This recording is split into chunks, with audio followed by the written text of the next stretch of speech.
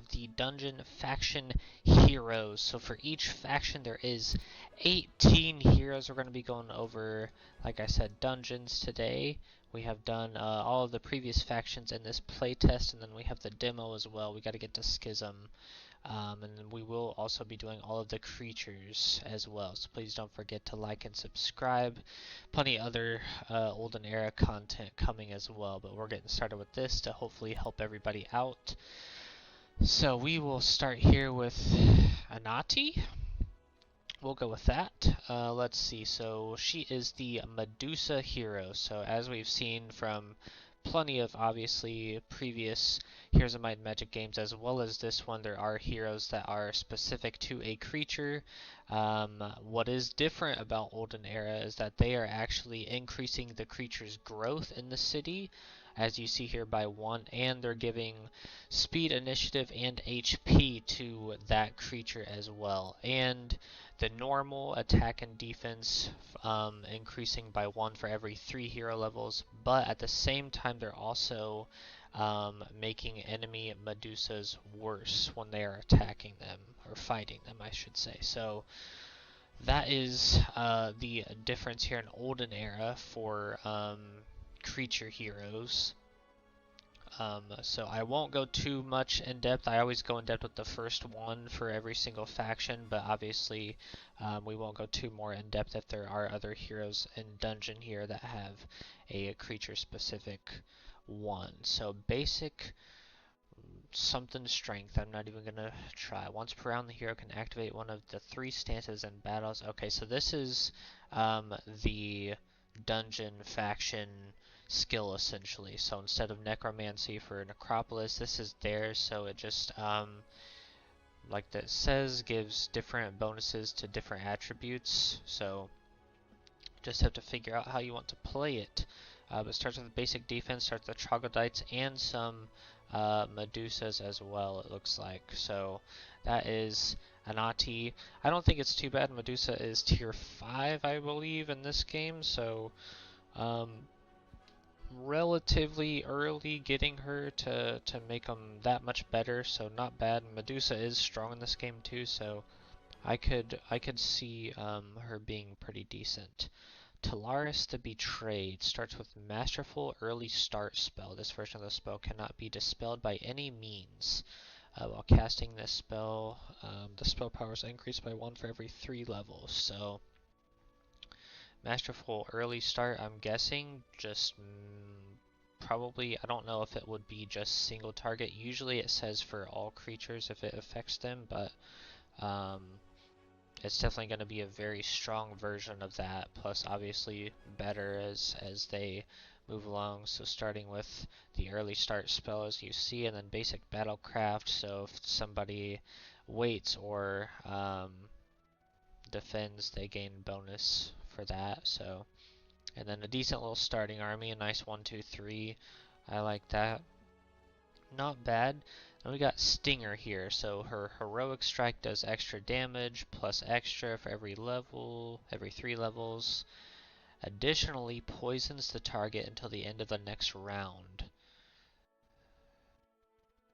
Plus hero's level and magic damage. So that's pretty good, honestly. That's not bad. So heroic strike in this game does cost a focus point, so you have to be mindful of that. It's not like in other previous games where it's either heroic strike or spellbook. It's you have spellbook every round and you have heroic strike anytime you want, as long as you have the focus points. So having that is not going to be too bad. I think that's honestly going to be, I think these types of heroes in this game are going to be really strong early game, doing that much more damage against like neutral targets and stuff. Late game, it's going to be hard, like once you really start fighting other people. I don't know how well they're going to scale. But with her, this is the first time we've seen anything. We have seen other heroic strike heroes from other factions, but this one, much like some Heroes 5 dungeon heroes, that she actually gives, or maybe it's, yeah, she poisons the target too. So it's not going to be a whole lot, and you're definitely going to have to figure out who you want to poison because it only lasts that round, so you want to make sure you're going to do damage to them, but I like that. I think that's pretty cool. It's a different little twist on it, too. Then we got Kieran. Okay, Kieran, troglodyte creature. Okay, so again, I won't go too much in depth with this. You get more growth, speed, initiative, HP, attack and defense, and then enemy troglodytes. But that's a lot of starting troglodytes, especially if you get the higher end of all three of that. That's quite a bit to start, and starts with basic tactics as well. So interesting enough, little extra space for you to move your people around to start, so not terrible. Morin, okay, same thing, infiltrators, as you see, you start with a ton of them. What does she start? Basic scouting. I don't feel like scouting is going to be super big. I mean, +1 sight radius is not that, I mean, obviously it will increase, but like I don't feel like it'll be that huge. But again, infiltrator hero, creature hero, whatever you want to call it. We won't go too much in depth to that. Obviously, you can pause the video or you can just see what literally any other person does for that. So Dever, son of Dever, okay, is the Minotaur one, okay, and you start with some Minotaurs, alrighty then, and basic leadership for morale. Now morale is strong in this game, like between morale and luck, they're going to be super strong. Luck has always been strong, morale has always been good, but like in this game you instantly get your turn to where you're, you know, in other games it wasn't so instant. You know, like I've seen honestly so many Minotaurs, you know, attack, have high morale, and just it's their turn again, and they can fuck you up again. So, um, pretty good. Minotaur's good, obviously, pretty decent creature. So, not terrible. Alright, and then Creta, daughter of Navarre. So we have seen again other factions have heroes that produce their specific resource. So this is one of them for dungeon, the only one it should be. There's only been one for each one that I've seen anyway. Um, so getting an extra gem +1 for every 5 levels, plus you find more. Not bad. You do start with basic economy too, so not bad either. Um, so I do think that for me, the only way I'm using these people is if they're literally like a secondary hero. You know, they're not going to be my primary hero, if at all chosen. You know, if I have a choice, like, no.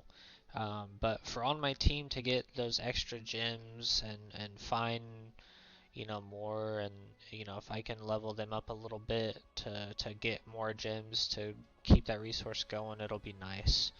But definitely not primary for me.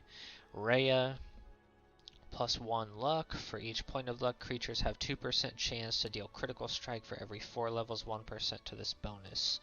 So lots of chances for that critical strike. Yo, Rakula, thank you for the raid of 12. We're going over this Olden era stuff, everybody. But I appreciate it. Welcome in, everybody. So he starts with the basic luck, and then you get more luck plus chance for critical strikes. I don't think 1% for every 4 levels is going to be huge, but I mean, honestly, I guess it depends on how much you level up. But thank you for the raid again, Rakula. Welcome in, everybody. Hope you guys are doing good. Welcome to Olden Era. This is the playtest version, not the. I'm not on the. I have the demo, but we're going over this to go over dungeon, and then we'll get to the demo for Schism. So I know the demo doesn't have dungeons, so you guys are getting a little sneak peek here. Alright, Glared the Grey receives +1 to all arcane spells, +1 for every 10 hero levels, can use it in battle without limits, and then enemy hero cannot use arcane spells. So we've seen this from previous factions as well, to where there's a hero that stops enemy heroes from using those spells, which I don't know how it will go if those two heroes collide, but Rakra Radar, I appreciate it, man, I appreciate it. Appreciate everybody being here. Appreciate everybody being watching Racula, you know, so he can raid me. I appreciate it. Team RAR. Well, I appreciate it, man. I'm in there often. Thank you for the raid. But we have seen them take away spells, so it'll be interesting to see. I just don't. It's going to be hard for them to be very strong, in my opinion. Like, you'll have some really great arcane spells, but like, if you're looking for a magic build, then that's who you're going for. And then we got Kalar, Son of Navarre again. Lots of Sons of Navarre. Gains extra XP, 5% for every 2 levels. See, that shit is crazy. So you're talking about, you know, you gain luck 1% for every few levels, but you're going to gain 5% for every 2 levels for this person. And you get an additional attribute. Like, these people, for each faction that has this, which every faction does, each hero and each faction for this is going to be insane. And basic insight, getting more XP, like getting that much XP, especially for per, you know, 2 levels, like it's easy as fuck early on to get that, and you're just going to skyrocket past everybody. I mean, obviously that attack and defense is not going to be good to start really, but you can obviously build on that and choose those. Plus you'll get more freaking attributes to do so. So I've been saying that that's going to be nerfed. I promise that's going to get nerfed so hard. Zakron the Great deals 10% damage with spells, plus 1% for every 2 levels. The damage from the enemy's hero spells is reduced by the same value. Okay, so nice. I actually really like that. That's super, like, super magic build, plus it's like automatically magic resistance essentially. Like, that's pretty good. I like that. Basic sorcery, firewalls. I mean, I don't think it's going to be great. I guess you could use it on backline, make a move, but like, but still, I think that's going to be pretty dope actually. I might use that if I am going to do if I am going to do a magic hero, I might as well do him so then I can do more damage with spells and then take less. So that's pretty cool. Sister Daria starts with Masterful Ariana's Chosen spell. This version of the spell gives the target +1 action point. Okay. And then increase it. I don't know much about that. Basic whatever allows you to use a spellbook. Oh, okay, and then you cost extra mana. That's pretty crazy though. I don't feel like that's worth it. That's so expensive, man.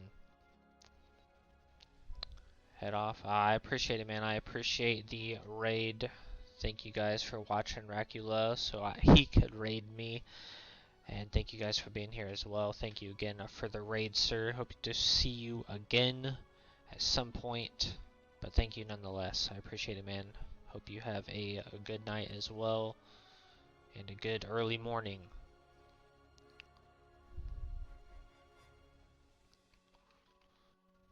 But yeah, I don't think that's going to be very strong, honestly. I think that's just going to be way too expensive for mana. Obviously you can lessen that, but it honestly doesn't get less than that much. You're going to have to like crazily mana build. Alright, Motley. Okay, this is just the Angst Dancer, so this is the new unit. This is the tier 3 dungeon unit that she is the hero of, starting with extra and Twilight. Target enemy cannot use ranged attack. That's pretty cool. And starts with basic luck, so that's pretty nice. That's actually probably going to be pretty decent, starting with luck and stopping somebody. This is, you would think, is the Medusa hero, but she is not. Keeps her army when fleeing from battle with neutral squads, 5% persuasion with diplomacy, plus 1% for every 4 levels. Instantly interact with an allied hero within 12 squares, 2 times per day. That's pretty cool. Alright. But I do think this is going to be decent. Again, we've seen this from other factions that we've already made videos on so far, is that somebody seems to have this as well, almost everybody. has at least one hero that has this in there of being able to, I mean, I guess you can go ahead and click on it, fight them and see, and then flee if you want to. But having diplomacy to already have some people join you is pretty cool. And then I actually like that assemble thing too. I think that's going to be pretty nice. If you're obviously running the multi-hero thing, that wouldn't be too bad. Glaster, alright, produces 500 gold plus 100 more for every one level.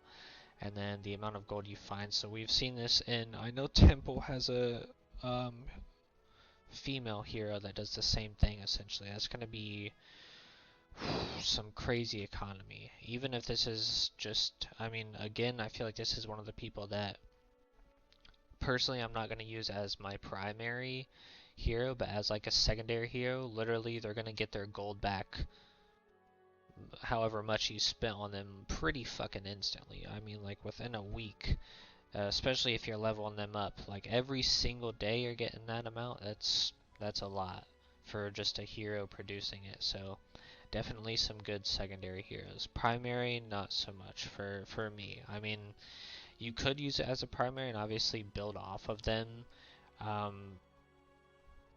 because obviously your economy is going to be great. But like for me, I'm really trying to, like, I would rather have them as like a secondary and build somebody that already has something strong. You know, like if I'm using him for more damage, then I can get some gold in the background or whatever. Typhona, okay, Hydra. You start with 2 Hydras and nothing else, which is good but a little scary. Starting with the tier 6 is pretty freaking strong though.